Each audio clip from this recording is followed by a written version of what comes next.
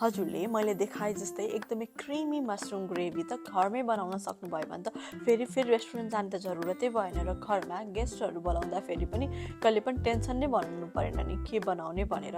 यसको लागि हजुरसँग बस मसरुम छ भने त पियाज लसुन हामीले घरमा भएकै सामग्रीहरू युज गरेर एकदमै मिठो क्रिमी मसरुम बनाउँछौँ, जसमा हामी धेरै तेल पनि हाल्दैनौँ, जसले गर्दाखेरि हाम्रो हेल्थमा पनि प्रब्लम हुँदैन, खाइसकेपछि गिल्ट पनि हुँदैन।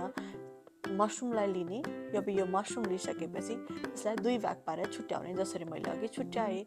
पखालेर त्यो चाहिँ छुट्याइसकेपछि अब हामीले एउटा तावामा हल्का तेल राखेको छु। मैले तेल स्प्रे मात्र गरेको छु, हजुरले हजुरको इच्छा अनुसार तेल राख्न सक्नुहुन्छ वा नराखे पनि खासै फरक त पर्दैन।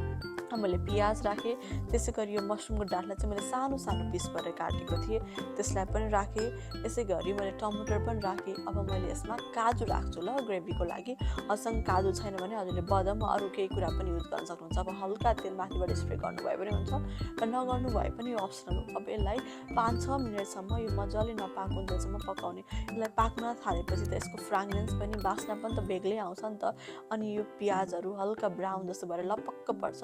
यतिको लपक्क भइसकेपछि हाम्रो यो ग्रेभीको लागि यो पाक्यो भनेर बुझिन्छ। अब यो पाकिसकेपछि हामीले यसलाई हल्का सेलाउन दिने अनि मिक्सरमा राख्न सक्छौँ। अब कि त यसमा हल्का बाफ आउँदा आउँदै मैले मिक्सरमा राखेकी छु।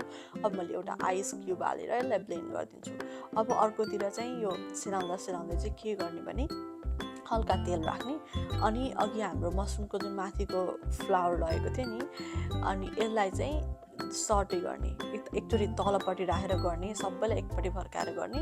अनि हल्का यो तलपट्टि पाकिसक्छ र हल्का पानी आउनु थाल्छ क्या मसरुमबाट, त्यसपछि अर्कोपट्टि फर्काउने। अनि यतापट्टि यो ग्रेभी पनि पिसेर रेडी भइसक्यो। अब हेर्नुहोस् त यतिको यो मसरुम चाहिँ लगभग 10 मिनट जस्तो पाकिसकेपछि यतिको हुन्छ। त्यसपछि हजुरले यसमा मजाले अघि हामीले पिसेको ग्रेभीलाई राख्ने। अब यो त एकदमै बाक्लो भएर टाँसिएको हुन्छ, त्यही भएर हल्का पानी पनि राख्ने अनि फेरि गर्ने।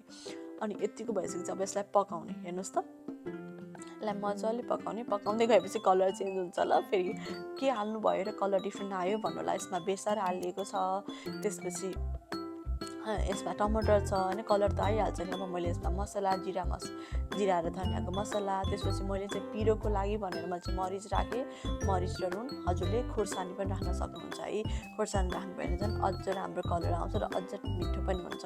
मैले चाहिँ खोर्सानी अप्सनल हो भनेर राखेकी छुइनँ। अब यो ग्रेभीलाई केही बेरसम्म सानो आँचमा पकाउने, ताकि यो मजाले ग्रेभी कोट होस् होइन। अनि यो पाकिसकेपछि पनि यसलाई 5-6 मिनटसम्म यतिकै छोपेर चाहिँ छोडिदिनुहोस् है। त्यसो गर्नुभयो भने मसरुमले मजाले ग्रेभी अब्जर्भ गर्छ। यसरी नै छिट्टो मिठो मसरुमको ग्रेभी बनाएर हजुरहरू पनि इन्जोय गर्नुहोस्। मैले चाहिँ यसमा राखेर सर्भ गरेँ, हेर्दाखेरि एकदमै मिठो देखिएको छ। र यस्तै छिट्टो मिठो र सजिलो रेसिपीहरूको लागि कुकिङ इज थेरापी च्यानललाई सब्सक्राइब गर्न चाहिँ नभुल्नुहोस् है त। धन्यवाद।